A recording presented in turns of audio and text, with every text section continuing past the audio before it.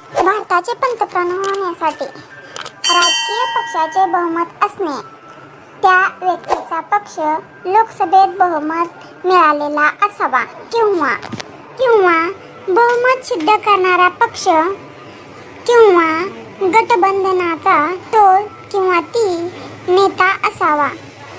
5. 2 नागरिकत्व नसावे. उमेदवाराचे दुहेरी नागरिकत्व नसावे.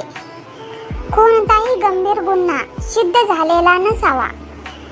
पंतप्रधान म्हणून नियुक्त कसे होते तर महाराष्ट्राचे राष्ट्रपती लोकसभेत बहुमत असलेल्या पक्षाचा नेता याला पंतप्रधान म्हणून नियुक्ती कशी होते. भारताचे राष्ट्रपती लोकसभेत बहुमत असलेल्या पक्षाचा नेता याला पंतप्रधान म्हणून नियुक्ती करतात. बहुमत नसेल तर राष्ट्रपती बहुमत मिळवून शकणाऱ्या गटाला संधी देतात. कार्यकाळ. पंतप्रधानाचा कार्यकाळ 5 वर्षाचा असतो.